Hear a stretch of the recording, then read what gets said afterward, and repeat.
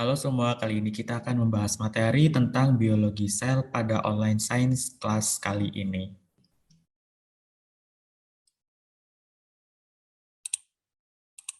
Nah, yang pertama kita mau ngebahas dulu apa sih sebenarnya sel itu? Sel merupakan unit terkecil penyusun tubuh makhluk hidup. Sel pertama kali diamati oleh Robert Hooke pada tahun 1665. Pada saat itu, dia melakukan percobaan dengan mengamati adanya sebuah jaringan yang mirip gabus, teman-teman. Nah, kemudian dia itu menyimpulkan bahwa ternyata komponennya semacam gabus itu merupakan komponen atau unit-unit terkecil penyusun tubuh makhluk hidup. Kemudian, ada juga nih ilmuwan yang namanya Schwann dan Sladen yang mengemukakan konsep baru sel setelah Robert Hooke. Mereka mengatakan semua makhluk hidup tersusun dari satu sel atau lebih. Yang kedua, sel adalah unit dasar dari struktur dan fungsi pada makhluk hidup. Kemudian sel-sel lainnya berasal dari proses penggandaan atau replikasi sel yang telah ada sebelumnya. Nah, secara umum, sel itu dibagi menjadi dua. Yang pertama ada sel eukariotik, dan yang kedua ada sel prokariotik. Pengklasifikasian ini didasarkan dari ada tidaknya membran inti sel pada sel eukariotik dan prokariotik. Untuk sel eukariotik sendiri merupakan sel yang sudah memiliki sistem endomembran. Sistem endomembran ini merupakan organel-organel di dalam sel yang sudah memiliki membran. Sebagai contoh, membran inti, retikulum endoplasma, mitokondria, dan masih banyak lagi. Sedangkan sel prokariotik merupakan sel yang tidak memiliki sistem endomembran. Jadi di dalam sel itu tidak terdapat organel-organel yang memiliki struktur membran, teman-teman.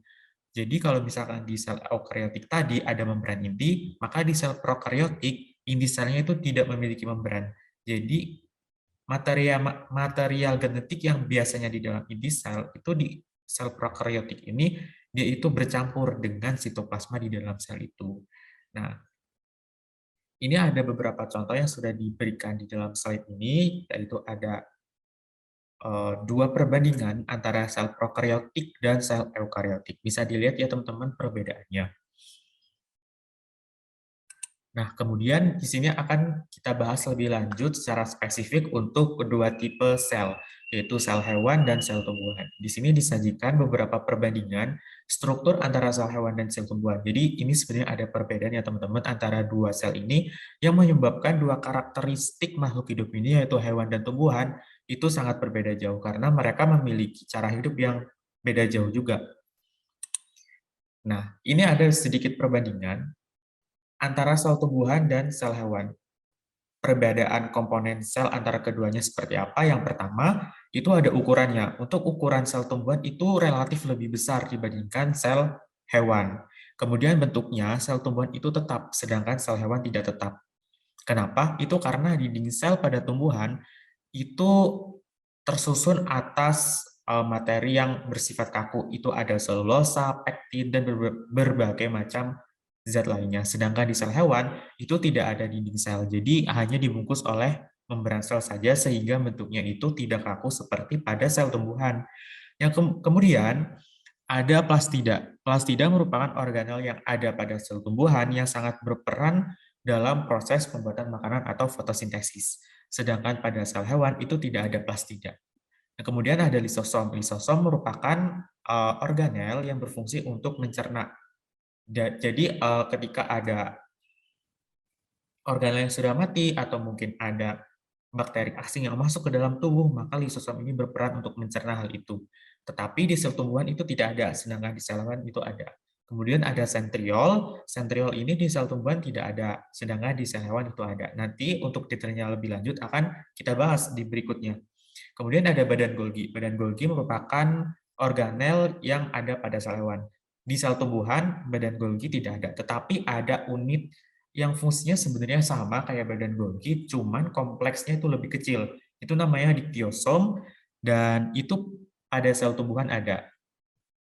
Kemudian ada vakuola. Vakuola atau rongga-rongga di dalam sel.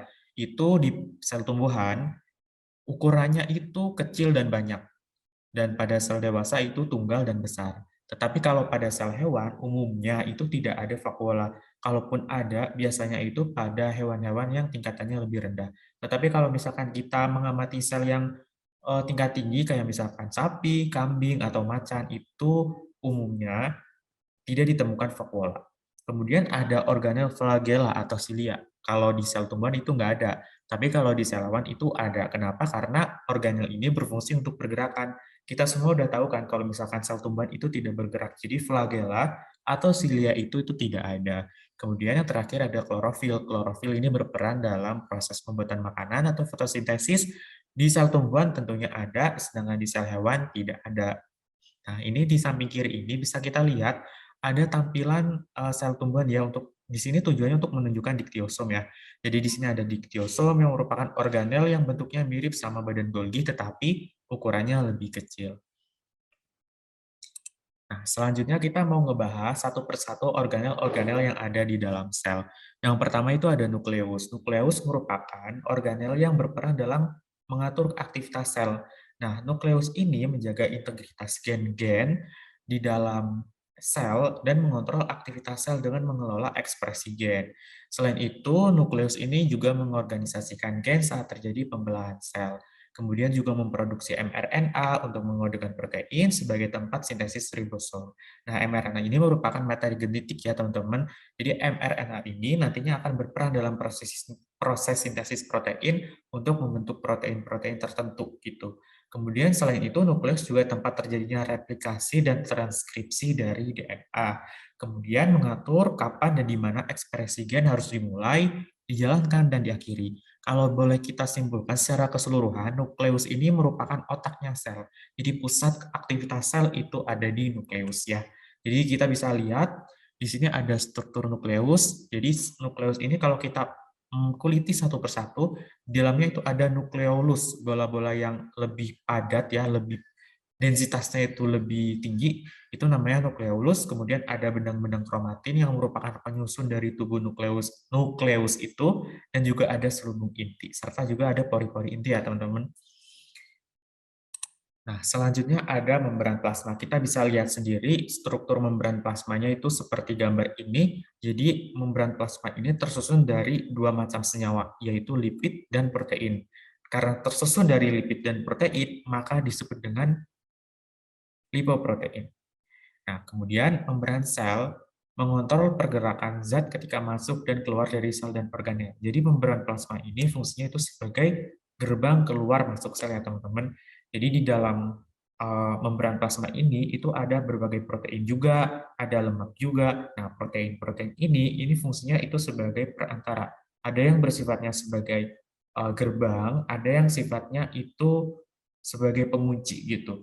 Nah, kemudian membran sel terlibat dalam berbagai proses seluler juga, kayak misalkan adesi sel, konduktivitas ionik, dan persinyalan sel, serta berfungsi sebagai permukaan tempat melekatnya beberapa struktur ekstraseluler.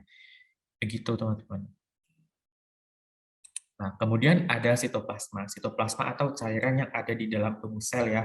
Sitoplasma ini terbungkus oleh membran plasma. Nah, ini kita bisa lihat contohnya di sebelah kanan ya. Ini merupakan sel dari tumbuhan bawang merah ya di bagian atas, dan di bagian bawah ini merupakan sel hati.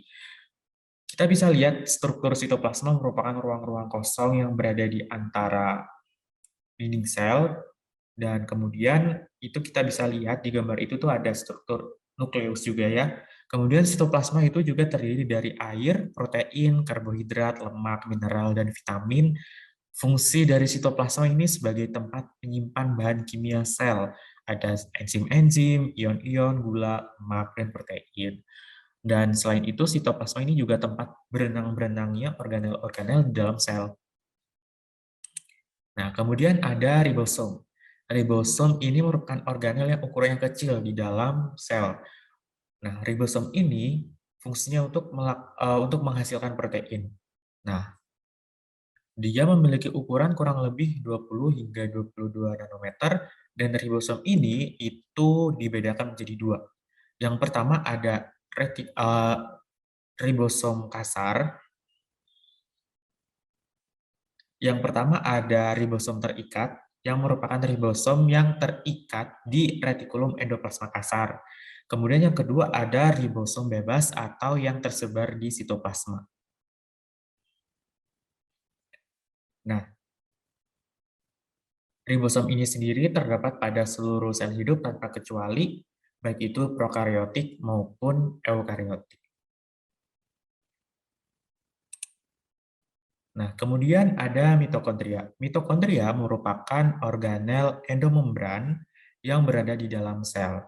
Mitokondria ini memiliki fungsi sebagai pabrik energi di dalam sel. Jadi, dia itu sangat berperan dalam proses metabolisme sel dalam menghasilkan energi. Nah, mitokondria ini juga dapat melakukan replikasi secara mandiri. Nah, mitokondria ini memiliki ruang-ruang lipatan-lipatan di dalamnya. Jadi dia punya membran dalam dan juga punya membran luar.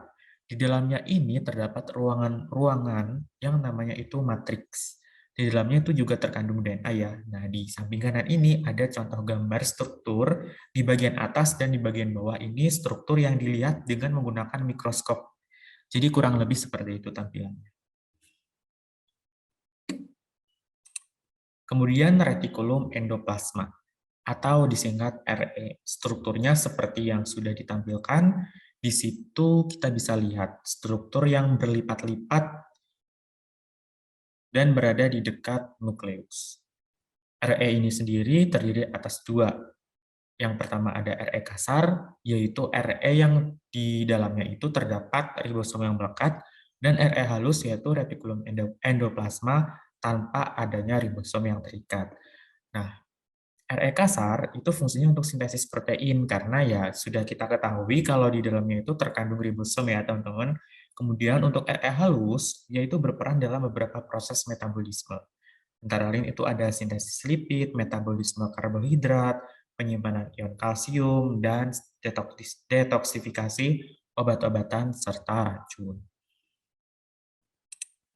Kemudian ada aparatus Golgi atau ya boleh kita sebut badan Golgi.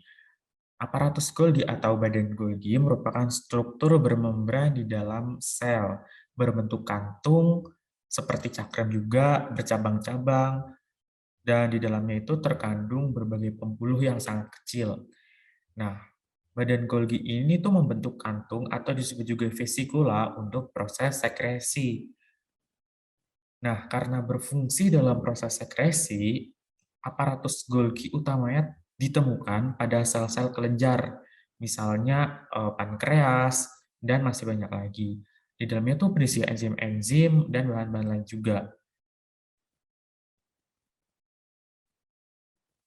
Kemudian badan Golgi ini tuh seperti kita bisa lihat di dalam gambar ini tuh ada dua bagian, bagian cis dan bagian trans. Bagian cis merupakan bagian yang menerima vesikula transport yang berasal dari retikulum endoplasma. Kemudian bagian trans merupakan bagian yang berfungsi untuk mensekresikan hasilnya.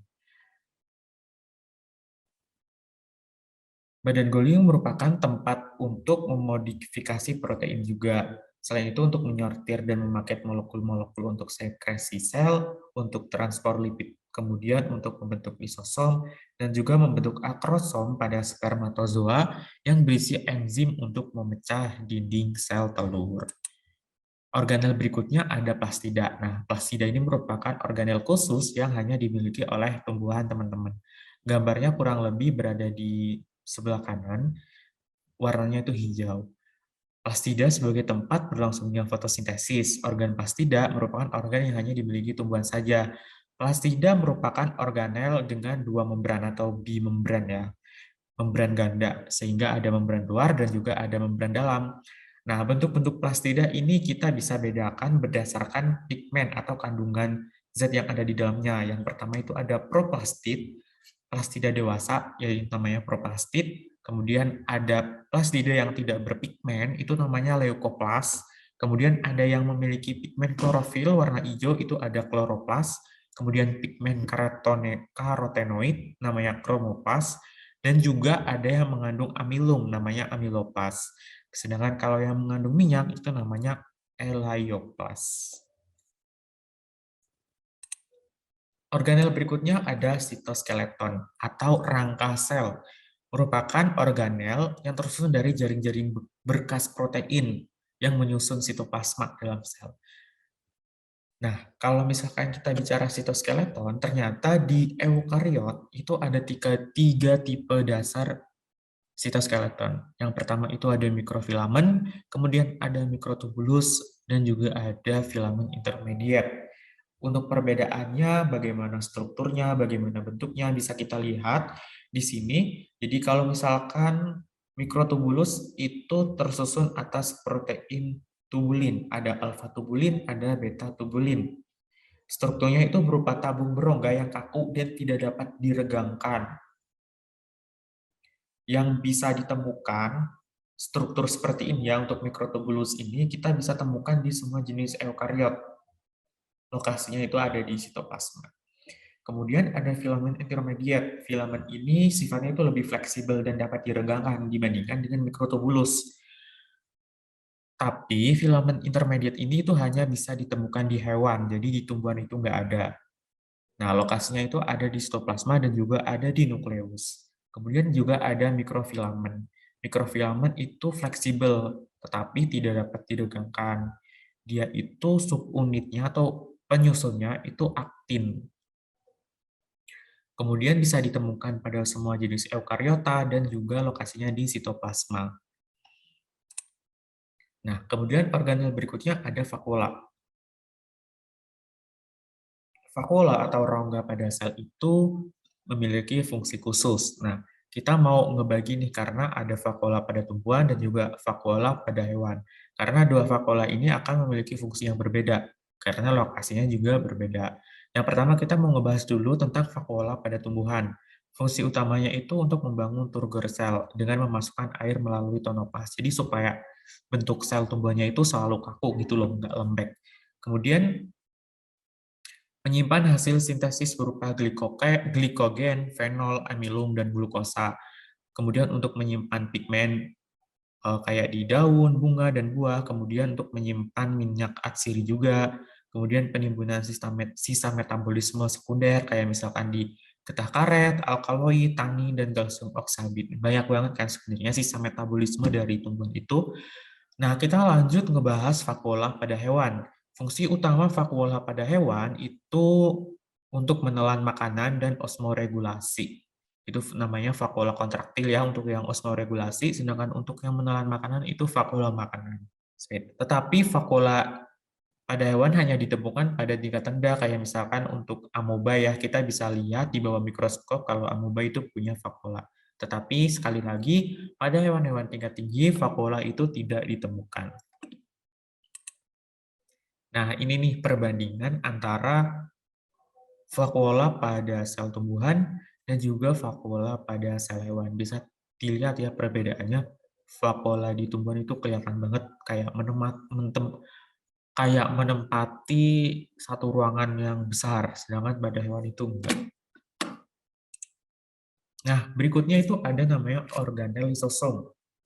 Lisosom ini merupakan organel bermembran yang fungsinya untuk pencernaan dan hanya ditemukan pada hewan saja. Di dalam lisosom itu ada enzim hidrolitik yang mampu memecah berbagai jenis biomolekul. Nah, fungsinya itu, lisosom ini secara umum ada dua ya, ada endositosis dan ada autofagi. Endositosis itu fungsinya untuk menelan material ke dalam sel. Nah, materialnya ini apa aja ya? Misalkan kayak benda asing, bisa juga karena bakteri, dan berbagai macam zat lainnya. Nah, klasifikasi endositosis itu ada dua, ada pinositosis, ada fagositosis. Kalau misalkan material yang ditelan itu berupa material cair, maka namanya itu pinositosis. Sedangkan kalau material yang ditelan itu material padat, namanya itu fagositosis. Kemudian ada autofagi, yaitu degradasi organel yang tak berfungsi lagi. Nah, misalkan nih, kalau misal ada